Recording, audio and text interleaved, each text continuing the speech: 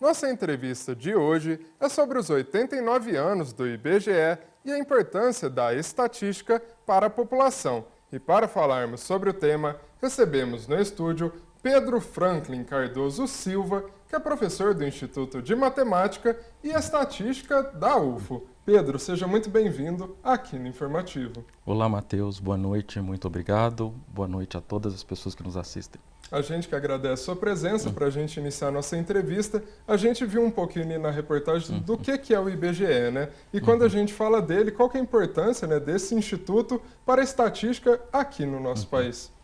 Então, o IBGE, ele é o grande produtor de estatísticas e dados do nosso país. Então, para começar, é um trabalho muito bonito, porque o IBGE, ele vai em todos os domicílios do país. Então, é um trabalho muito difícil. Se você imaginar, por exemplo, os censos no nosso país são feitos desde 1872, na época do Império. A gente não tinha automóvel, a gente não tinha avião naquela época.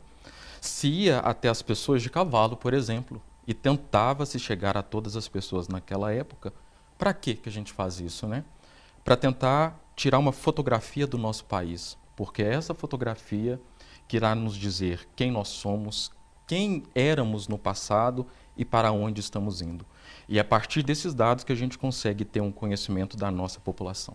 Então é por isso que tem essa importância. Perfeito. E na prática, a partir desses números, né, desses dados, como que a gente entende nossa realidade social? Como fazer essa identificação? Perfeito, excelente pergunta. A partir desses dados, por exemplo, a gente pode responder perguntas simples como, por exemplo, quantos somos? Como a população tem envelhecido? Porque é uma pergunta interessante, né? Porque se a população tem envelhecido mais, como é que isso vai impactar daqui a 30, daqui a 20 anos, por exemplo, na Previdência Social? E aí compreender esses dados já nos permite, por exemplo, fazer planejamento, desenvolvimento de políticas que lidarão com esse fato no futuro, né? Pedro, e para além dessa área, né, como outras áreas também se aproveitam, né, digamos assim, da estatística e como que isso é trabalhado em salas de aula? Perfeito, outra excelente pergunta. A estatística hoje, e é com muita certeza que eu digo isso, ela está presente em todas as áreas. Muitos de nós só estamos aqui hoje, por exemplo, por conta da estatística. Vou citar um exemplo recente, a pandemia de Covid. A gente só saiu dessa pandemia porque teve um desenvolvimento de uma vacina, teve um desenvolvimento de um medicamento e esse medicamento ele foi validado a partir de um modelo estatístico, né? Então a estatística, por exemplo, ela está dentro da saúde. Um medicamento ele só pode chegar no mercado depois que tem uma validação estatística. Não só na saúde, a estatística também está presente, por exemplo, no esporte. Então, citamos ali, né, o Uberlândia no primeiro bloco. O time de vôlei da cidade, por exemplo, ela tem um estatístico que analisa o desempenho da equipe. Grandes equipes de futebol do país, por exemplo, vamos citar o Palmeiras, vamos citar o Cruzeiro, por exemplo, existem estatísticos responsáveis por fazer essa análise. A polícia utiliza da estatística para o desenvolvimento de políticas públicas. Por exemplo, a Polícia Civil do Estado de Minas Gerais, ela coleta diariamente todos os crimes que ocorrem no Estado. Então, a partir desses dados, por exemplo, a gente consegue saber onde esses crimes estão sendo cometidos, em quais dias da semana esses crimes estão sendo cometidos, em que horários esses crimes estão sendo cometidos. E a partir desse levantamento de dados, a gente consegue, mais uma vez, desenvolver políticas para combater esse tipo de problema. Está presente na agricultura, por exemplo. Como é que eu sei que uma determinada variedade de milho vai se comportar melhor num solo de Uberlândia, que é diferente talvez de um solo do norte do país, que é diferente talvez de um solo do sul do país? Quem é que valida isso? É a estatística. Está presente, por exemplo, nas redes sociais. Você, por exemplo, que está em casa, já deve estar escutando alguma música no seu Spotify, e logo em seguida ele vai recomendar uma música que é muito parecida com aquela que você estava ouvindo. Você terminou de ver algum filme em alguma plataforma, ele vai falar, olha, talvez você vai gostar desse filme. E por que você vai gostar desse filme? Porque tem um modelo estatístico ali por trás que consegue compreender o seu perfil de usuário e vai conseguir te recomendar uma coisa parecida com isso. Então a estatística está presente na música, na saúde, no esporte, na agricultura, em todas as áreas da nossa vida. Perfeito, muito bem explicado. Agora eu queria te perguntar em relação ao controle de qualidade desses dados, né? Como que funciona essa parte e também como que funciona a famosa margem de erro? Perfeito.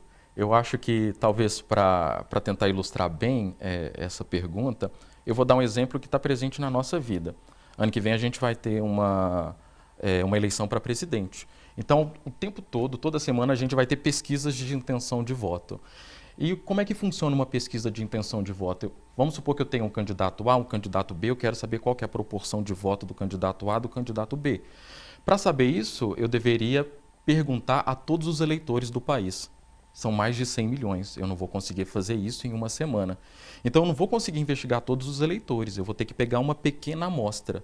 Mas essa amostra, ela tem que conseguir representar bem esse universo de eleitores. Não basta eu sair aqui na UFO, por exemplo, e pegar uma amostra de 1.000 pessoas, de pessoas que têm 18 anos. Pessoas que têm 18 anos talvez não representam o pensamento da população como um todo. Então, essa coleta da amostra, ela tem que ser muito bem feita, de tal maneira que ela consiga representar toda a heterogeneidade da população. Então, desenhar bem esse seu experimento de como essa amostra vai ser coletada te garante essa confiabilidade. E aí, o que seria essa margem de erro, né? Então, você deve ouvir, o candidato A ele tem 40% da intenção de voto com uma margem de erro de 2 pontos, né? O que significa essa margem de erro? Acontece que se eu pegar uma amostra agora de 1.000 pessoas, se amanhã eu fizer esse mesmo experimento e pegar uma outra amostra com 1.000 pessoas, essas 1.000 pessoas certamente vão ser diferentes dessas outras 1.000 que eu peguei ontem. Então, tem uma variabilidade.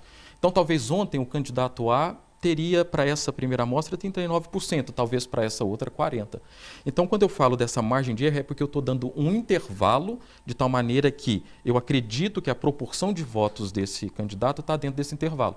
Então, 40% com 2% de margem de erro é porque eu acredito que esse candidato tem uma proporção de votos que está entre 38% e 42%. Excelente, Pedro. A gente já está chegando ao final da nossa entrevista. Antes da gente encerrar, eu queria que você deixasse um recado para quem nos acompanha, especialmente falando ali do quesito inovação e também de confiança, né, nesses dados. O que você tem a dizer? Grande parte do desenvolvimento científico da estatística só foi possível com o desenvolvimento tecnológico.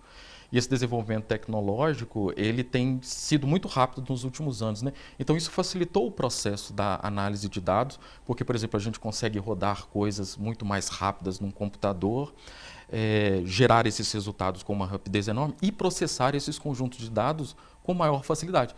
O caso do IBGE, por exemplo, às vezes você vai analisar um aspecto específico, é um conjunto de dados que tem mais de 3 milhões de linhas, por exemplo. Como é que se faz isso, né? Se faz isso hoje de uma maneira rápida, eficaz e confiável por conta do desenvolvimento tecnológico. Perfeito, Pedro. Excelente explicação. Muito obrigado pela sua participação aqui no Informativo. Eu que agradeço. Boa noite. noite. Seja sempre muito bem-vindo.